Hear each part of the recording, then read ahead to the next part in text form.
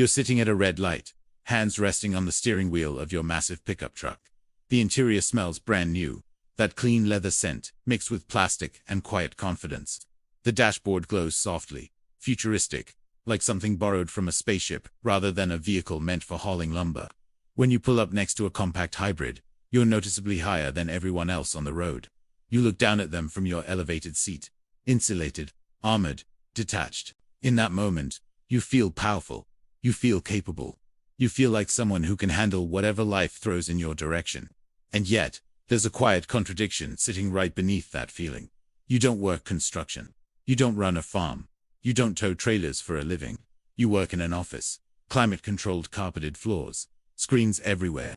The heaviest object you lift all day is a laptop. In the past 8 months, the bed of your truck has carried exactly 3 things.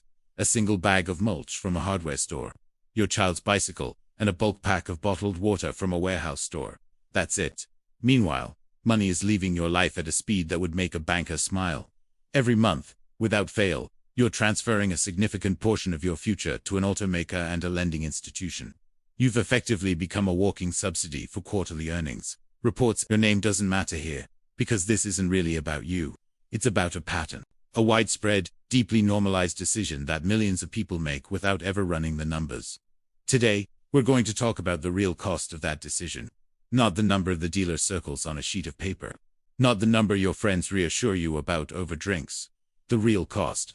The cost of pretending to be someone you're not, through a vehicle designed for commercial labor, while your actual life consists of commuting to an office and sitting in traffic. Somewhere over the past decade, a strange collective belief took hold. The belief that masculinity, competence, and self-worth could be purchased through monthly payments on a vehicle engineered for hauling gravel and towing industrial equipment. And the math behind that belief is so catastrophically bad that it makes buying lottery tickets look like a responsible financial strategy. Let's start where most people stop thinking. The purchase price. The average new pickup truck in the United States now costs around $62,000. That's not a luxury trim. That's the average. If you want the version that makes you feel like you own land you've never seen, with branding meant to evoke ranches, cattle, and frontier toughness, you're not looking at $62,000. You're looking at $75,000 to $95,000. Put that number next to reality for a moment. The median household income in the United States is roughly $84,000. You are financing a vehicle that costs more than your entire household earns in a year. One object, one depreciating machine. Let that sink in. The dealer doesn't frame it that way, of course. They sit you down, smile, and slide a piece of paper across the desk. They don't talk about total cost. They talk about monthly payments. They tell you it's $1,200 and change per month. They stretch it over 84 months. 7 years. And suddenly it sounds manageable. Almost reasonable. 7 years. You will be making payments on this vehicle, longer than many marriages last. But sure, $1,200 a month feels doable when it's presented in isolation. Until we start adding the costs nobody mentions during the test drive. Fuel is the first one. That truck, if you're lucky, gets about 15 miles per gallon in mixed driving. A standard mid-size sedan gets more than double that. Let's say you drive 15,000 miles a year, which is completely average. With gas hovering around $3.50 per gallon, you're spending roughly $3,500 a year just to keep the truck moving.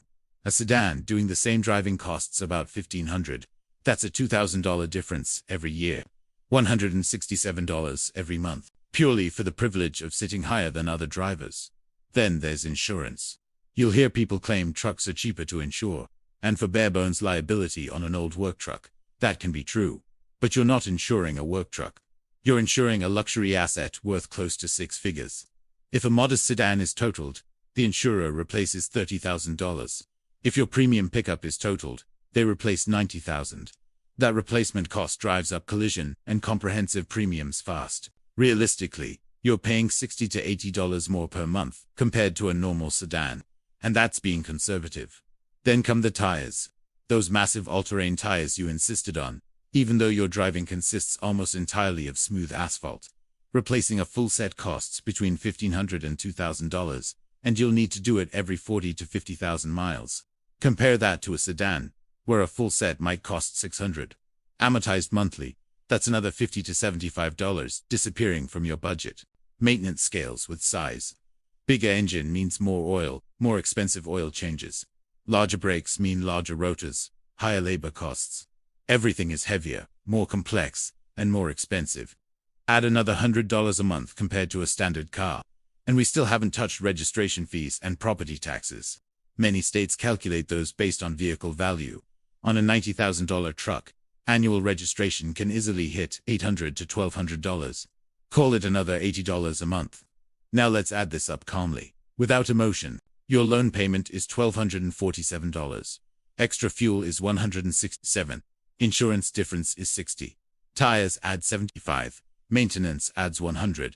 Registration adds $80. Your real monthly cost is now $1,729. And we're still not done. You didn't pay cash.